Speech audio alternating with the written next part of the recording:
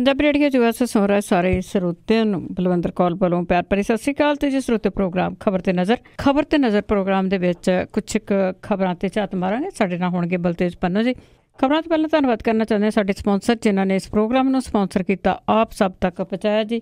Khalsa insurance agency ਵਾਲੇ ਸਾਨੋਜੇ ਤੋਂ, ਗੁਰਦੀਪ ਸਿੰਘ ਜੀ ਬਿਰਦੀ ਖਲੋਵਸ ਤੋਂ, ਅਸ਼ਾਂਤ ਸਿੰਘ ਕਲੋਟੀ ਜੱਬਾ ਸਿਟੀ ਤੋਂ, ਟਲੈਰੀ ਟਰੱਕ ਐਂਡ ਟ੍ਰੇਲਰ ਰਿਪੇਅਰ ਵਾਲੇ ਜੋ ਟਰੱਕ ਵਾਸ਼ ਵੀ ਕਰਦੇ ਨੇ ਟਲੈਰੀ ਤੋਂ, ਉਹਨਾਂ ਦਾ ਫ਼ੋਨ ਨੰਬਰ 5596851260। ਸਤਨਾਮ ਸਿੰਘ ਛੇੜਗਲ ਸਲਮਾ, ਸੁੱਚਾ ਸਿੰਘ ਜੀ ਫਰਾਜ਼ਨਾ ਤੋਂ, ਹਰਵਿੰਦਰ ਸਿੰਘ ਜੀ ਸਮਰਾ ਜੱਬਾ ਸਿਟੀ ਤੋਂ, ਬਹਾਦਰ ਸਿੰਘ ਗਿੱਲ ਪਾਵਲਰ ਤੋਂ ਬਹੁਤ ਬਹੁਤ ਧੰਨਵਾਦ ਕਰਦੇ ਜਿਨ੍ਹਾਂ ਨੇ ਇਸ ਪ੍ਰੋਗਰਾਮ ਨੂੰ ਸਪਾਂਸਰ ਕੀਤਾ। ਸਾਡੇ ਨਾਲ ਜੁੜ ਚੁੱਕੇ ਨੇ ਬਲਤੇਜ ਪੰਨੂ ਜੀ। ਸਤਿ ਸ਼੍ਰੀ ਅਕਾਲ, ਸਵਾਗਤ ਹੈ ਜੀ। ਸਤਿ ਸ਼੍ਰੀ ਅਕਾਲ ਜੀ, ਧੰਨਵਾਦ ਜੀ, ਬਹੁਤ ਮਿਹਰਬਾਨੀ। ਹਾਂਜੀ, ਕੁਛ ਕੁ ਖਬਰਾਂ 'ਤੇ ਨਿਗਾਹ ਮਾਰਦੇ ਆ। ਜਿਸ ਤਰ੍ਹਾਂ ਕਾਫੀ ਵਾਇਰਲ ਹੋਈ ਪਈ ਆ ਸ਼੍ਰੀ ਦੇਵੀ ਦੀ ਜਿਹੜੀ ਖਬਰ ਆ, ਅਚਾਨਕ ਉਸ ਦੀ ਡੈਥ ਹੋ ਜਾਣਾ, ਤਰ੍ਹਾਂ ਤਰ੍ਹਾਂ ਦੀਆਂ ਜਿਹੜੀਆਂ ਖਬਰਾਂ ਆਉਂਦੀਆਂ ਅਤੇ ਹੁਣ ਉਸ ਦੀ ਜਿਹੜੀ ਮ੍ਰਿਤਕ ਦੇਹ ਸੀ ਆਉਣੀ ਸੀਗੀ ਉਹ ਵੀ ਉਹਨਾਂ ਨੇ ਰੋਕ ਲਈ। ਬਿਲਕੁਲ ਜੀ, ਜਦੋਂ ਇਹ ਖਬਰਾਂ ਆਈਆਂ ਉਹਦੀ ਦਿਲ ਦਾ ਦੌਰਾ ਪੈਣ ਨਾਲ ਜਿਹੜੀ ਮੌਤ ਹੋਈ ਹੈ ਤਾਂ ਕੁਛ ਕੁਐਸਚਨ ਜਿਹੜੇ ਉਦੋਂ ਹੀ ਉੱਠੇ ਸੀਗੇ ਕਿ ਇਹ ਨੈਚੁਰਲ ਡੈਥ ਜਿਹੜੀ ਹੈ ਜੀ ਉਹ ਕਿਵੇਂ ਹੋ ਗਈ, ਔਰ ਇਹਦੇ ਉੱਤੇ ਕਈ ਕੁਛ ਜਿਹੜਾ ਜੀ ਉਹ ਚੱਲਦਾ ਰਿਹਾ। ਕੋਈ ਲੋੜੋਂ ਵੱਧ ਭਾਰ ਘਟਾਉਣਾ, ਜ਼ਿਆਦਾ ਹੈਲਥ ਕੌਨਸ਼ੀਅਸ ਹੋਣਾ, ਇਹਨਾਂ ਗੱਲਾਂ ਦੇ ਉੱਤੇ ਕਿੰਤੂ ਪਰੰਤੂ ਜਿਹੜਾ ਜੀ ਉਹ ਕਰਦਾ ਰਿਹਾ। ਜਿਹੜੇ ਦਵਾਈਆਂ ਨਾਲ ਭਾਰ ਘਟਾਉਣ ਵਾਲੇ ਆ ਉਹ ਆਪਣੇ ਪ੍ਰਤੀਕਰਮ ਜਿਹੜਾ ਜੀ ਇਹਦੇ ਉੱਤੇ ਦਿੰਦੇ ਰਹੇ। ਹੌਲੀ ਹੌਲੀ ਜਿਉਂ ਜਿਹੜੀਆਂ ਜੀ ਉਹ ਪਰਤਾਂ ਖੁੱਲਣੀਆਂ ਸ਼ੁਰੂ ਹੋਈਆਂ ਤੇ ਇਸ ਡੈਥ ਦੇ ਪਿੱਛੇ ਕੁਛ ਹੋਰ ਕਾਰਨ ਵੀ ਜਿਹੜੇ ਜੀ ਉਹ ਦਿਸਣ ਲੱਗੇ। ਜਿਹੜਾ ਬੋਨੀ ਕਪੂਰ ਹੈ ਜੀ, ਇਹਦਾ ਸ੍ਰੀ ਦੇਵੀ ਦਾ ਹਸਬੈਂਡ, ਉਹਦਾ ਵਾਪਸ ਆਉਣਾ ਭਾਰਤ, ਇੱਥੋਂ ਫੇਰ ਜਿਹੜਾ ਜੀ ਸਰਪ੍ਰਾਈਜ਼ ਦੇਣ ਦੇ ਵਾਸਤੇ ਵਾਪਸ ਜਿਹੜਾ ਉਹ ਚਲੇ ਜਾਣਾ, ਉਹਦਾ ਹੋਟਲ ਦੇ ਵਿੱਚ ਜਿਹੜਾ ਜੀ ਉਹ ਜਾਣਾ ਔਰ ਉਹਨੂੰ ਇਹ ਕਹਿਣਾ ਕਿ ਉਹ ਡਿਨਰ ਦੇ ਵਾਸਤੇ ਜਿਹੜਾ ਜੀ ਤਿਆਰ ਹੋਵੇ। ਉਹ ਤਿਆਰ ਹੋਣ ਦੇ ਵਾਸਤੇ ਗਈ, ਬੂਹਾ ਨਹੀਂ ਖੁੱਲਿਆ ਔਰ ਇਹ ਖਬਰਾਂ ਜਿਹੜੀਆਂ ਜੀ ਉਹ ਸਾਹਮਣੇ ਆਈਆਂ ਕਿ ਐਕਚੁਅਲੀ ਜਿਹੜਾ ਬਾਥ ਟੱਬ ਸੀਗਾ ਉਹਦੇ ਵਿੱਚ ਡੁੱਬਣ ਦੀ ਵਜ੍ਹਾ ਕਰਕੇ ਸ੍ਰੀ ਦੇਵੀ ਦੀ ਮੌਤ ਜਿਹੜੀ ਸੀ ਉਹ ਹੋਈ। ਜਿਹੜੀਆਂ ਕੁਛ ਕਨਸੂਆਂ ਆ ਰਹੀਆਂ ਨੇ ਉਹਦੇ ਵਿੱਚ ਇਹ ਪਤਾ ਲੱਗ ਰਿਹਾ ਕਿ ਬੋਨੀ ਕਪੂਰ ਜਿਹੜਾ ਉਹਦੇ ਤੋਂ 4 ਘੰਟੇ ਦੁਬਈ ਦੀ ਪੁਲਿਸ ਨੇ ਪੁੱਛਗਿੱਛ ਜਿਹੜੀ ਆ ਜੀ ਉਹ ਕੀਤੀ ਆ ਔਰ ਪੁਲਿਸ ਇਹ ਜਿਹੜੀਆਂ ਕੜੀਆਂ ਉਹ ਜੋੜਨ ਦੇ ਵਿੱਚ ਲੱਗੀ ਹੋਈ ਆ। 4 ਘੰਟੇ ਦੀ ਬੋਨੀ ਕਪੂਰ ਤੋਂ ਪੁੱਛਗਿੱਛ ਕੀਤੀ ਗਈ, ਉਹਦੇ ਬਿਆਨ ਦੀ ਵੀਡੀਓਗ੍ਰਾਫੀ ਕੀਤੀ ਗਈ ਆ। ਸ੍ਰੀ ਦੇਵੀ ਨੂੰ ਹਸਪੀਟਲ ਪਹੁੰਚਾਉਣ ਵਾਲੇ 3 ਜਿਹੜੇ ਲੋਕ ਸੀ ਤੇ 2 ਡਾਕਟਰ ਜਿਨ੍ਹਾਂ ਨੇ ਅੱਗੋਂ ਰਿਸੀਵ ਕੀਤਾ, ਉਹਨਾਂ ਦੇ ਬਿਆਨ ਵੀ ਜਿਹੜੇ ਆ ਉਹ ਦਰਜ ਕੀਤੇ ਗਏ ਆ। ਰਾਜ ਸਭਾ ਦੇ ਮੈਂਬਰ ਨੇ ਅਮਰ ਸਿੰਘ, ਜਿਹੜੇ ਫਿਲਮੀ ਅਦਾਕਾਰਾਵਾਂ ਦੇ ਖਾਸ ਤੌਰ ਦੇ ਉੱਤੇ ਕਾਫੀ ਨੇੜੇ ਰਹੇ ਨੇ, ਉਹ ਕਹਿੰਦੇ ਆ ਕਿ ਸ੍ਰੀ ਦੇਵੀ ਸ਼ਰਾਬ ਨਹੀਂ ਸੀ ਪੀਂਦੀ, ਉਹ ਕਿਤੇ ਕਿਤੇ ਵਾਈਨ ਜਿਹੜੀ ਆ ਜੀ ਉਹ ਪੀਂਦੀ ਸੀ, ਜਦੋਂ ਕਿ ਜਿਹੜੀ ਮੈਡੀਕਲ ਰਿਪੋਰਟ ਆ ਉਹ ਇਹ ਦੱਸਦੀ ਆ ਕਿ ਉਹਨੇ ਜ਼ਿਆਦਾ ਸ਼ਰਾਬ ਜਿਹੜੀ ਆ ਉਹ ਪੀਤੀ ਹੋਈ ਸੀ, ਉਹਦੇ ਤੋਂ ਕੰਟਰੋਲ ਨਹੀਂ ਹੋਇਆ, ਜਿਹਦੇ ਕਰਕੇ ਉਹ ਜਿਹੜੀ ਜੀ ਪਾਣੀ ਦੇ ਵਿੱਚ ਡੁੱਬ ਗਈ, ਬਾਥ ਟੱਬ ਦੇ ਵਿੱਚ। ਜੇ ਉਹ ਸ਼ਰਾਬ ਨਹੀਂ ਸੀ ਪੀਂਦੀ ਉਸ ਦਿਨ, ਉਹਨੇ ਜ਼ਿਆਦਾ ਸ਼ਰਾਬ ਜਿਹੜੀ ਆ ਜੀ ਉਹ ਕਿਉਂ ਪੀਤੀ, ਕੀ ਉਹਦੇ ਕਾਰਨ ਸੀ, ਜਿਹੜੇ ਉਹਦੇ ਹਸਬੈਂਡ ਦਾ ਇੱਥੇ ਆਉਣਾ ਤੇ ਫਿਰ ਵਾਪਸ ਜਾਣਾ, ਇਹ ਜਿਹੜੀਆਂ ਜੀ ਉਹ ਕੁਛ ਗੱਲਾਂ ਜਿਹੜੀਆਂ ਆਪਸ ਦੇ ਵਿੱਚ ਜੁੜਦੀਆਂ ਜਿਹੜੀਆਂ ਉਹ ਨਹੀਂ ਦਿਸਦੀਆਂ, ਜਿਹਦੇ ਕਰਕੇ ਸ੍ਰੀ ਦੇਵੀ ਦੀ ਜਿਹੜੀ ਡੈਡ ਬੋਡੀ ਕੱਲ ਆ ਜਾਣੀ ਸੀ ਉਹ ਨਹੀਂ ਆਈ। ਇਹ ਕਿਹਾ ਜਾ ਰਿਹਾ ਜੀ ਕਿ ਜਿੰਨੀ ਦੇਰ ਤੱਕ ਮੌਤ ਦੇ ਕਾਰਨਾਂ ਦਾ ਪੂਰਾ ਪਤਾ ਨਹੀਂ ਲੱਗ ਜਾਂਦਾ ਉਦੋਂ ਤੱਕ ਸ਼ਾਇਦ ਥੋੜੀ ਅੜਚਨ ਜਿਹੜੀ ਆ ਜੀ ਉਹ ਆ ਰਹੀ, ਇਹ ਅੜਚਨਾਂ ਨਿਕਲ ਸਕਦੀਆਂ ਨੇ।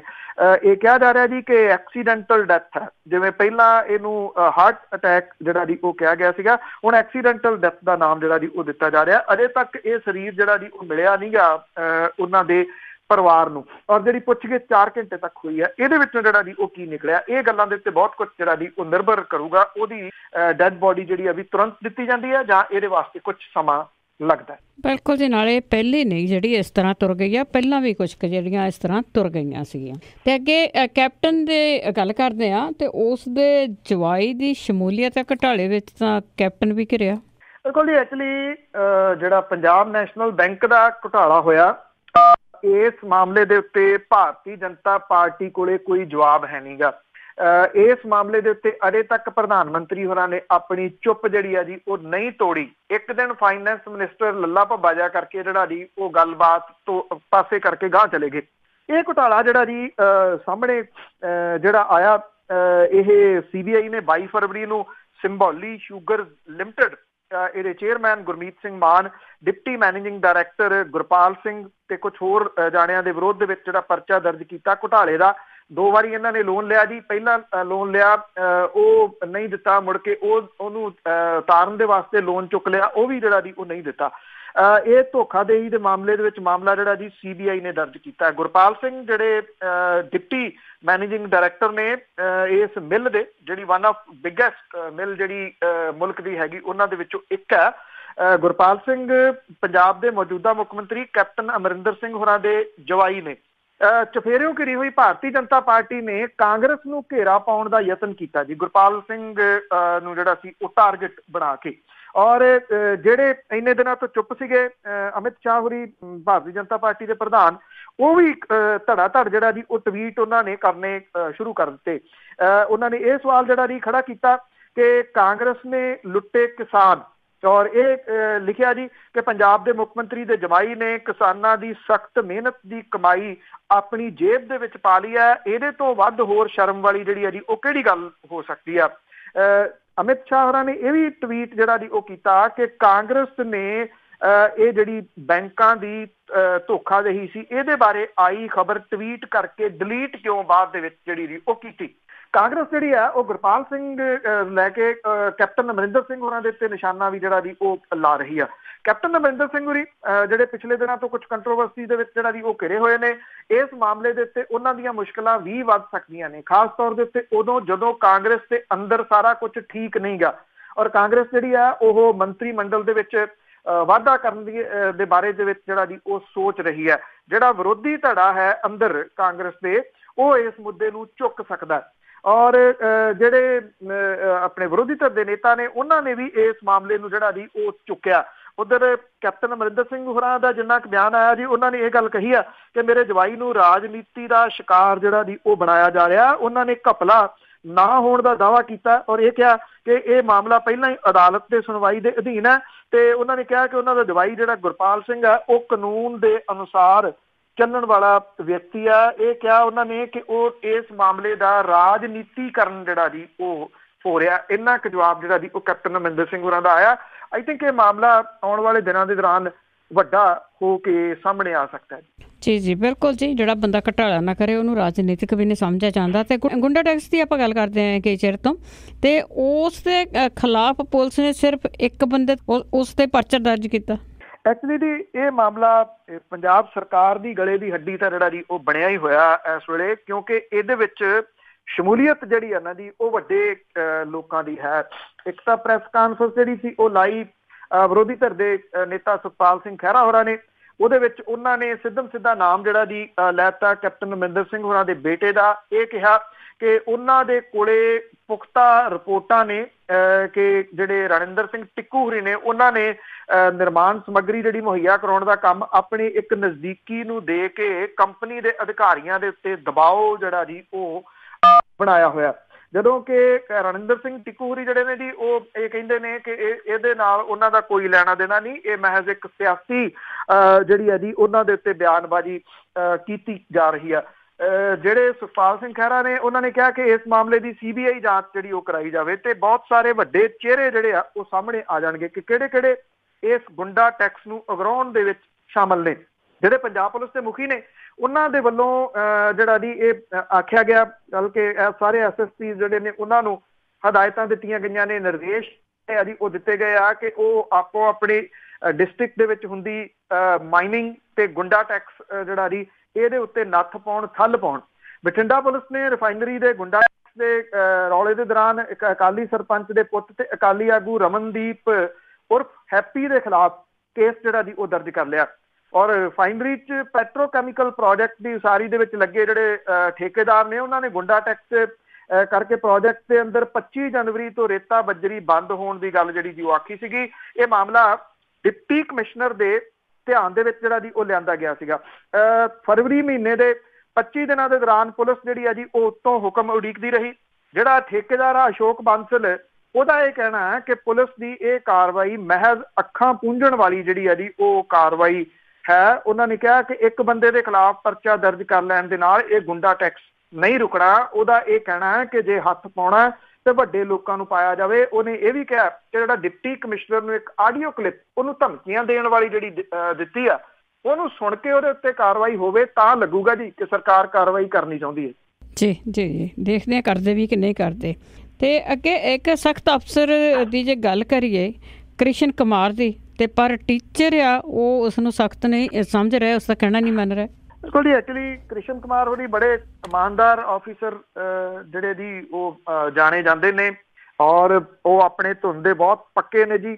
ਚਾਹੇ ਉਹ ਨਵੇਂ ਸ਼ਹਿਰ ਦੇ ਵਿੱਚ ਡਿਪਟੀ ਕਮਿਸ਼ਨਰ ਰਹੇ ਹੋਣ ਜਾਂ ਬਾਅਦ ਦੇ ਵਿੱਚ ਐਜੂਕੇਸ਼ਨ ਬੋਰਡ ਦੇ ਵਿੱਚ ਆ ਕੇ ਉਹਨਾਂ ਨੇ ਜ਼ਬਰਦਸਤ ਸੁਧਾਰ ਜਿਹੜੇ ਜੀ ਉਹ ਕੀਤੇ ਸੀਗੇ, ਹੁਣ ਵੀ ਉਹ ਜਿਹੜਾ ਜੀ ਉਹ ਕਰ ਰਹੇ ਨੇ। ਪਰ ਜਿਹੜੇ ਸਿੱਖਿਆ ਵਿਭਾਗ ਦੇ ਸੈਕਟਰੀ ਨੇ ਕ੍ਰਿਸ਼ਨ ਕੁਮਾਰ ਹੋਰੀ, ਉਹਨਾਂ ਦੇ ਹੁਕਮ ਜਿਹੜੇ ਆ ਜੀ ਉਹ ਅਜੇ ਟੀਚਰਾਂ ਦੇ ਉੱਤੇ ਕੋਈ ਬਹੁਤਾ ਅਸਰ ਜਿਹੜਾ ਉਹ ਨਹੀਂ ਕਰ ਰਹੇ। ਉਹ ਲਗਾਤਾਰ ਸਕੂਲਾਂ ਦੀ ਚੈਕਿੰਗ ਕਰ ਰਹੇ ਆ ਜੀ।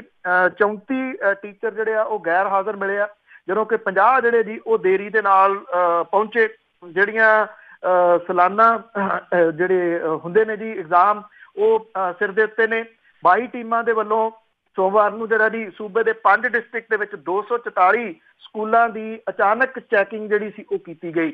ਇਹਦੇ ਦੌਰਾਨ ਮੁਕਤਸਰ ਦੇ 37, ਮਾਨਸਾ ਦੇ 33, ਸ਼ਹੀਦ ਭਗਤ ਸਿੰਘ ਨਗਰ ਪੁਰਾਣਾ ਨਵਾਂ ਸ਼ਹਿਰ ਉਹਦੇ 39, ਤਰਨਤਾਰਨ ਦੇ 60 ਤੇ ਪਟਿਆਲੇ ਦੇ 75 ਸਕੂਲਾਂ ਦੀ ਚੈਕਿੰਗ ਕੀਤੀ ਗਈ। 34 ਅਧਿਆਪਕ ਤੇ ਦਫ਼ਤਰੀ ਸਟਾਫ ਜਿਹੜੇ ਸੀਗੇ ਜੀ ਉਹ ਗੈਰ ਹਾਜ਼ਰ ਪਾਏ ਗਏ। 8 ਟੀਚਰ ਜਿਹੜੇ ਆ ਜੀ ਉਹ ਲੰਮੇ ਸਮੇਂ ਤੋਂ ਗੈਰ ਹਾਜ਼ਰ ਚੱਲ ਰਹੇ ਆ। 50 ਟੀਚਰ ਤੇ ਜਿਹੜੇ ਦਫ਼ਤਰਾਂ 'ਚ ਕੰਮ ਕਰਨ ਵਾਲੇ ਮੁਲਾਜ਼ਮ ਨੇ ਉਹ ਦੇਰੀ ਦੇ ਨਾਲ ਜਿਹੜੇ ਸੀਗੇ ਜੀ ਉਹ ਆਏ। ਹੁਣ ਇਹਨਾਂ ਨੂੰ ਜਿਹੜਾ ਜੀ ਨਿਯਮਾਂ ਦੇ ਅਨੁਸਾਰ ਬਣਦੀ ਕਾਰਵਾਈ ਅਮਲ ਦੇ ਵਿੱਚ ਲਿਆਉਣ ਦੇ ਆਦੇਸ਼ ਜਿਹੜੇ ਆ ਉਹ ਦਿੱਤੇ ਗਏ ਆ। ਪਰ ਇਹ ਕਿਹਾ ਜਾ ਰਿਹਾ ਜੀ ਕਿ ਇੰਨੀ ਸਖਤੀ ਹੋਣ ਦੇ ਬਾਵਜੂਦ ਇਹ ਟੀਚਰ ਜਿਹੜੇ ਜੀ ਉਹਨਾਂ ਦਾ ਲੰਮੇ ਸਮੇਂ ਲਈ ਗੈਰ ਹਾਜ਼ਰ ਰਹਿਣਾ ਜਾਂ ਦਫ਼ਤਰੀ ਸਟਾਫ ਜਿਹੜਾ ਜੀ ਉਹ ਪੂਰਾ ਨਾ ਹੋਣਾ, ਕਿਤੇ ਨਾ ਕਿਤੇ ਉਹਨਾਂ ਦਾ ਡੰਡਾ ਜਿਵੇਂ ਪਿਛਲੀ ਵਾਰੀ ਜਿਹੜਾ ਜੀ ਜਦੋਂ ਉਹ ਸਨ ਉਦੋਂ ਚੱਲਦਾ ਹੁੰਦਾ ਸੀਗਾ, ਇਸ ਵਾਰੀ ਜਿਹੜਾ ਜੀ ਉਹ ਜ਼ਿਆਦਾ ਨਹੀਂ ਚੱਲ ਰਿਹਾ। ਸ਼ਾਇਦ ਇਹ ਵੀ ਕਿਹਾ ਜਾ ਰਿਹਾ ਜੀ ਕਿ ਕਿਤੇ ਨਾ ਕਿਤੇ ਸਿਆਸਤ ਦਾ ਜਿਹੜਾ ਜੀ ਉਹ ਪ੍ਰਭਾਵ ਇਸ ਵਾਰੀ ਉਹਨਾਂ ਦੀ ਇਹ ਜਿਹੜੀ ਟਰਮ ਹੈ ਇਹਦੇ ਵਿੱਚ ਦਿਸ ਰਿਹਾ। ਉਹ ਬੇਬਾਕੀ ਦੇ ਨਾਲ ਆਪਣੀ ਗੱਲ ਕਹਿ ਦੇਣ ਵਾਲੇ ਆਫਿਸਰ ਨੇ, ਤੋ ਇਹ ਕਿੰਨੀ ਕੁ ਦੇਰ ਜਿਹੜਾ ਜੀ ਉਹ ਬਰਦਾਸ਼ਤ ਕਰਨਗੇ ਇਹ ਵੇਖਣਾ ਹੋਊਗਾ ਜੀ। ਬਿਲਕੁਲ ਜੀ, ਪੋਲਿਟਿਕਸ ਦਾ ਤੇ ਦਬਦਬਾ ਸਾਰੇ ਹੀ ਹੈਗਾ ਆ। ਤੇ ਅੱਗੇ ਅੰਮ੍ਰਿਤਸਰ ਦੇ ਘਟਾਲੇ ਦੀ ਜੇ ਗੱਲ ਕਰਦੇ ਆ ਤੇ ਉੱਥੇ ਸੁਣਵਾਈ ਤੇ ਅਦਾਲਤ ਸਖਤ। ਇਹਦੀ ਸੁਣਵਾਈ ਜਿਹੜੀ ਜੀ ਇੱਥੇ ਮੋਹਾਲੀ ਦੇ ਵਿੱਚ ਹੋ ਰਹੀ ਆ। ਇਹ ਘੁਟਾਲਾ 32 ਏਕੜ ਨਗਰ ਸੁਧਾਰ ਟਰਸਟ ਦਾ ਜਿਹੜਾ ਜੀ ਉਹ ਘੁਟਾਲਾ, ਇਹਦੇ ਵਿੱਚ ਮੁੱਖ ਮੰਤਰੀ ਕੈਪਟਨ ਅਮਰਿੰਦਰ ਸਿੰਘ ਹੋਰੀ ਤੇ ਜਿਹੜੇ ਕੁਝ ਹੋਰ ਸਿਆਸੀ ਆਗੂ ਤੇ ਸਾਬਕਾ ਅਧਿਕਾਰੀ ਜਿਹੜੇ ਫਸੇ ਹੋਏ ਆ ਜੀ, ਉਹਨਾਂ ਨੂੰ ਇਸ ਮਾਮਲੇ ਦੇ ਵਿੱਚ ਕੋਈ ਰਾਹਤ ਮਿਲਦੀ ਨਜ਼ਰ ਨਹੀਂ ਆ ਰਹੀ ਜੀ। ਐਕਚੁਅਲੀ ਜਦੋਂ ਪਿਛਲੀ ਤਰੀਕ ਸੀਗੀ ਤੇ ਉਹਦੇ ਉੱਤੇ ਵੀਰ ਦਵਿੰਦਰ ਸਿੰਘ ਹੋਰੀ ਸਾਬਕਾ ਕਾਂਗਰਸੀ ਆਗੂ ਨੇ, ਉਹਨਾਂ ਨੇ ਜਿਹੜੀ ਹੈ ਜੀ ਇਹ ਗੱਲ ਕਹੀ ਸੀ ਕਿ ਉਹ ਇਸ ਮਾਮਲੇ ਦੇ ਉੱਤੇ ਗਵਾਹੀ ਦੇਣੀ ਚਾਹੁੰਦੇ ਨੇ ਔਰ ਇਹਦੇ ਸੰਬੰਧੀ ਜਿਹੜੀ ਅਦਾਲਤ ਸੀਗੀ ਉਹਨੇ ਸਾਰਿਆਂ ਨੂੰ ਨੋਟਿਸ ਜਿਹੜੇ ਜੀ ਉਹ ਜਾਰੀ ਕੀਤੇ ਸੀਗੇ। ਪੰਜਾਬ ਸਰਕਾਰ, ਵਿਜੀਲੈਂਸ ਬਿਊਰੋ ਤੇ ਜਿਨ੍ਹਾਂ ਦੇ ਨਾਮ ਇਹਦੇ ਵਿੱਚ ਸ਼ਾਮਲ ਨੇ ਘੁਟਾਲੇ 'ਚ, ਕਿਸੇ ਨੇ ਅਦਾਲਤ ਦੇ ਨੋਟਿਸ ਦਾ ਜਵਾਬ ਨਹੀਂ ਦਿੱਤਾ ਜੀ। ਵਿਧਾਨ ਸਭਾ ਦੇ ਸਾਬਕਾ ਸਕੱਤਰ ਨਛੱਤਰ ਸਿੰਘ ਮਾਵੀ ਸਣੇ 10 ਜਣਿਆਂ ਨੇ ਜਿਹੜੀ ਡਿਸਟ੍ਰਿਕਟ ਸੈਸ਼ਨ ਜੱਜ ਮੋਹਾਲੀ ਹੈ ਜੀ ਇਹਦੇ ਵਿੱਚ ਅਰਜ਼ੀ ਦਾਇਰ ਕਰਕੇ ਇਹ ਕੇਸ ਕਿਸੇ ਹੋਰ ਸੀਨੀਅਰ ਜੱਜ ਦੀ ਅਦਾਲਤ ਦੇ ਵਿੱਚ ਤਬਦੀਲ ਕਰਨ ਦੀ ਮੰਗ ਕੀਤੀ ਸੀ।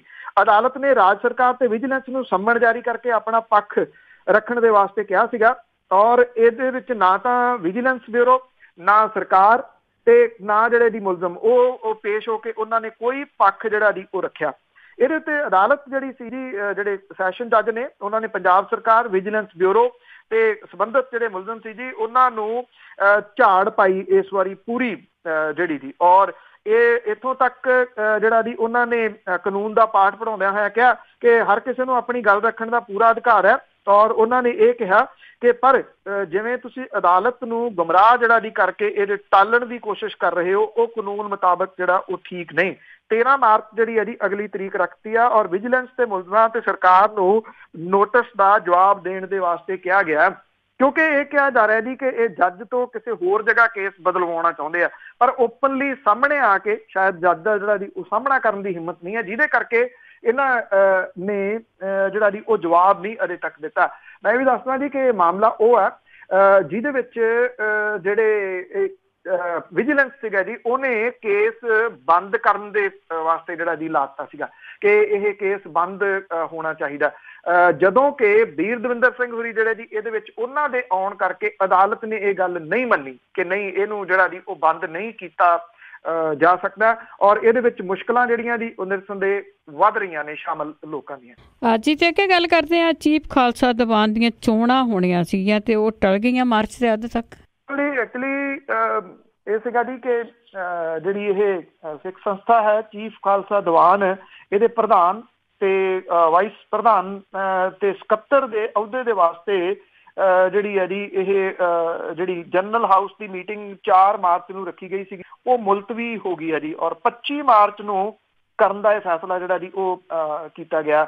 ਇਹਦੇ ਵਾਸਤੇ 3 ਰਿਟਰਨਿੰਗ ਆਫਿਸਰ ਜਿਹੜੇ ਆ ਜੀ ਉਹ ਵੀ ਨਿਯੁਕਤ ਕੀਤੇ ਗਏ ਆ। ਇਹ ਮੀਟਿੰਗ ਜਿਹੜੀ ਹੈ ਜੀ ਦੀਵਾਨ ਹਾਲ ਦੇ ਵਿੱਚ ਹੋਈ, ਔਰ ਇਹ ਟਾਲੀ ਕਿਉਂ ਗਈ ਹੈ ਜੀ ਇਹਦੇ ਬਾਰੇ ਦੇ ਵਿੱਚ ਵੀ ਜਿਹੜਾ ਜੀ ਉਹ ਚਰਚਾ ਹੋਇਆ। ਹਾਲਾਂਕਿ ਸਰਬਸੰਮਤੀ ਦੇ ਨਾਲ ਇਹ ਫੈਸਲਾ ਜਿਹੜਾ ਜੀ ਉਹ ਲੈ ਲਿਆ ਗਿਆ ਕਿ ਇਸ ਮੀਟਿੰਗ ਨੂੰ ਅੱਗੇ ਜਿਹੜਾ ਜੀ ਉਹ ਕਰ ਦਿੱਤਾ ਜਾਵੇ। ਇਹ ਜਿਹੜੀ ਐਕਚੁਅਲੀ ਚੋਣ ਤਾਂ ਕਰਕੇ ਹੋਣੀ ਹੈ, ਜਿਹੜੇ ਚਰਨਜੀਤ ਸਿੰਘ ਚੱਡਾ ਦੀ ਜਿਹੜੀ ਇਤਰਾਜ਼ਯੋਗ ਵੀਡੀਓ ਸਾਹਮਣੇ ਆ ਗਈ ਸੀ, ਉਹਨੂੰ ਲਾਇਆ ਗਿਆ ਅਕਾਲ ਤਖਤ ਦੇ ਵੱਲੋਂ।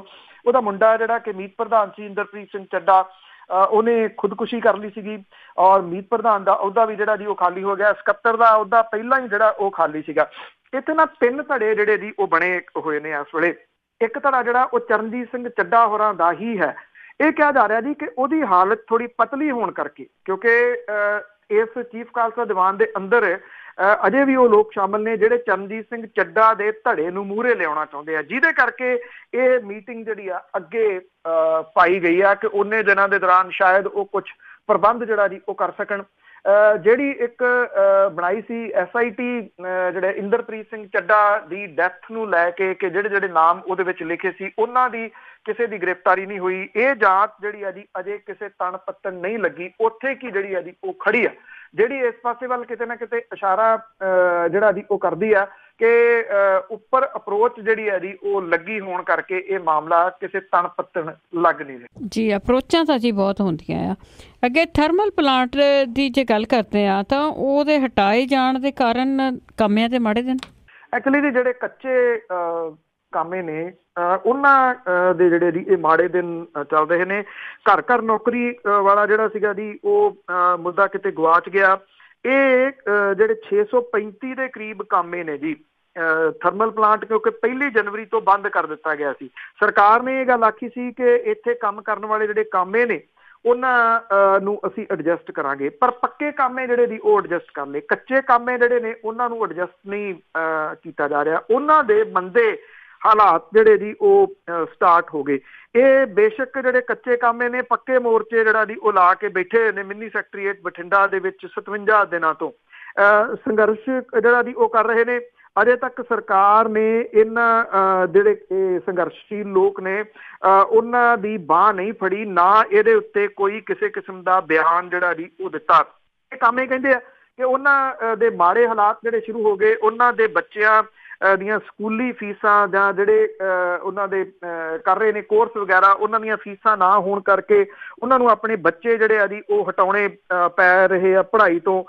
ਇੱਕ ਕੰਮ ਆ ਜਿਹੜਾ ਜੀ ਉਹ ਕਹਿੰਦਾ ਪਹਿਲਾਂ ਉਹਦੀ ਨੌਕਰੀ ਖੁੱਸ ਗਈ, ਸੰਘਰਸ਼ ਦੇ ਦਿਨਾਂ ਦੇ ਦੌਰਾਨ ਉਹਦੀ ਮਾਂ ਬਿਮਾਰ ਪੈ ਗਈ ਤੇ ਜਹਾਨੋਂ ਤੁਰ ਗਈ। ਉਹ ਕਹਿੰਦਾ ਉਹਨੂੰ ਸਾਰੀ ਉਮਰ ਅਫਸੋਸ ਰਹੂਗਾ ਕਿ ਆਪਣੀ ਮਾਂ ਦਾ ਉਹ ਇਲਾਜ ਨਹੀਂ ਕਰਵਾ ਸਕਿਆ। ਜਿਹੜਾ ਇੱਕ ਇੱਥੇ ਕੰਮ ਆ ਜੀ ਉਹ ਕਹਿੰਦਾ ਉਹਦੀ ਬੇਟੀ ਦਾ ਕੋਰਸ ਜਿਹੜਾ ਸੀਗਾ ਉਹ ਅੱਧ ਵਿਚਾਲੇ ਰਹਿ ਗਿਆ, ਨਰਸਿੰਗ ਕੋਰਸ, ਕਿਉਂਕਿ ਉਹਦੀ ਫੀਸ ਦੇਣ ਜੋਗੇ ਉਹਦੇ ਕੋਲੇ ਪੈਸੇ ਹੈ ਨਹੀਂ ਸੀਗੇ। ਕੁਝ ਜਿਹੜੇ ਆ ਜੀ ਉਹ ਇਹ ਕਹਿੰਦੇ ਆ ਕਿ ਉਹਨਾਂ ਦੇ ਘਰ ਦਾ ਖਰਚਾ ਹੁਣ ਜਿਹੜੇ ਗਹਿਣੇ ਗੱਟੇ ਘਰੇ ਮਾੜੇ ਮੋਟੇ ਹੈਗੇ ਆ ਉਹਨਾਂ ਨੂੰ ਗਹਿਣੇ ਰੱਖ ਕੇ ਤੋਰਿਆ ਜਾ ਰਿਹਾ।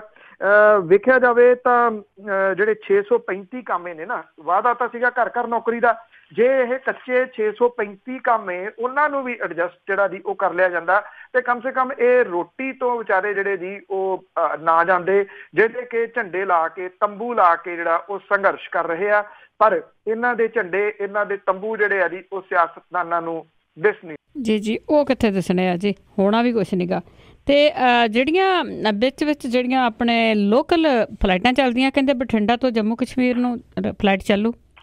ਬਿਲਕੁਲ ਜੀ। ਇੱਕ ਤਾਂ ਜਿਹੜੀ ਖਬਰ ਚੰਗੀ ਇਹ ਵੀ ਹੈ ਜੀ ਕਿ 2 ਹਫ਼ਤੇ ਬੰਦ ਰਹਿਣ ਤੋਂ ਬਾਅਦ ਜਿਹੜਾ ਚੰਡੀਗੜ੍ਹ ਵਾਲਾ ਏਅਰਪੋਰਟ ਹੈ ਜੀ ਉਹ ਅੱਜ ਦੁਬਾਰਾ ਤੋਂ ਫੇਰ ਖੁੱਲ ਗਿਆ, ਔਰ ਇੱਥੋਂ ਚੱਲਦੀਆਂ ਜਿਹੜੀਆਂ ਫਲਾਈਟਸ ਜਿਹੜੀਆਂ ਇੰਟਰਨੈਸ਼ਨਲ ਤੇ ਡੋਮੈਸਟਿਕ, ਖਾਸ ਤੌਰ ਦੇ ਉੱਤੇ ਕਿਉਂਕਿ ਡੋਮੈਸਟਿਕ ਜ਼ਿਆਦਾ ਨੇ, ਸ਼ਾਰਜਾ ਨੂੰ ਜਾਂਦੀ ਹੈ ਜੀ ਇੱਥੇ ਚੰਡੀਗੜ੍ਹ ਤੋਂ, ਜਿਹੜੀ ਇੱਕ ਜਾਂਦੀ ਸਿੰਗਾਪੁਰ ਨੂੰ ਤੇ ਥਾਈਲੈਂਡ ਨੂੰ। ਇਹ ਫਲਾਈਟਸ ਵੀ ਜਿਹੜੀਆਂ ਜੀ ਆਪਣੇ ਪਹਿਲੇ ਸਕੈਜੂਅਲ ਦੇ ਅਨੁਸਾਰ ਦੁਬਾਰਾ ਤੋਂ ਸਟਾਰਟ ਹੋ ਗਈਆਂ, ਜਿਹੜੀਆਂ ਡੋਮੈਸਟਿਕ ਫਲਾਈਟਸ ਨੇ ਉਹ ਵੀ ਸ਼ੁਰੂ ਹੋ ਗਈਆਂ। 2 ਹਫ਼ਤੇ ਇਹ 에ਅਰਪੋਰਟ ਬੰਦ ਰੱਖਿਆ ਗਿਆ ਸੀਗਾ। ਜਿਹੜਾ ਰਨਵੇ ਆ ਇੱਥੇ ਉਹਨੂੰ ਵੱਡਿਆ ਕੀਤਾ ਗਿਆ ਤਾਂ ਕਿ ਜਿਹੜੇ ਵੱਡੇ ਜਹਾਜ਼ ਨੇ ਡ੍ਰੀਮ ਲਾਈਨਰ ਤੇ ਜਿਹੜੇ ਦੀ ਜੰਬੋ ਉਹ ਇੱਥੇ ਉਤਾਰੇ ਜਾ ਸਕਣ। ਇਹ ਵੈਸੇ ਆਪਣੇ ਆਪ ਦੇ ਵਿੱਚ ਬੜੀ ਵੱਡੀ ਇੱਕ ਜਿਹੜੀ ਆ ਜੀ ਉਹ ਸਵਾਲੀਆ ਚਿੰਨ੍ਹ ਹੈ ਕਿ 1 ਸਾਲ ਪਹਿਲਾਂ ਇਹਦਾ ਉਦਘਾਟਨ ਹੋਇਆ ਸੀਗਾ ਨਵੇਂ 에ਅਰਪੋਰਟ ਦਾ, ਮੋਹਾਲੀ ਜਿਹੜਾ ਬਣਿਆ ਜੀ। 1 ਸਾਲ ਪਹਿਲਾਂ ਇਹ ਜਿਹੜਾ ਸੀਗਾ ਰਨਵੇ ਇਹਨੂੰ ਵੱਡਾ ਕਿਉਂ ਨਹੀਂ ਬਣਾਇਆ ਗਿਆ? ਹੁਣ ਇਹਨੂੰ 2 ਹਫ਼ਤੇ ਦੀ ਜਿਹੜੀ ਸੀਗੀ ਜੀ ਉਹ ਬੰਦ ਕਰਕੇ ਇਹਨੂੰ ਐਕਸਪੈਂਡ ਕਿਉਂ ਕੀਤਾ ਗਿਆ? ਉਦੋਂ ਹੀ ਵੱਡਾ ਜਿਹੜਾ ਜੀ ਉਹ ਬਣਾ ਲਿਆ ਜਾਂਦਾ, ਪਰ ਕਈ ਕੁਛ ਇਹਦੇ ਵਿੱਚ ਜਿਹੜਾ ਜੀ ਉਹ ਚੱਲਦਾ ਹੈ, ਕਾਫੀ ਕੁਛ ਜਿਹੜਾ ਜੀ ਉਹ ਪਿੱਛੇ ਬਿਹਾਈਂਡ ਦੀ ਸੀਨ ਹੁੰਦਾ। ਚਲੋ ਦੁਬਾਰਾ ਤੋਂ ਜਿਹੜਾ ਜੀ ਉਹ ਸਟਾਰਟ ਹੋ ਗਿਆ ਔਰ ਇਹ ਆਖਿਆ ਗਿਆ ਕਿ ਹੁਣ ਇੱਥੇ ਵੱਡੇ ਜਹਾਜ਼ ਉਤਰ ਸਕਦੇ ਆ।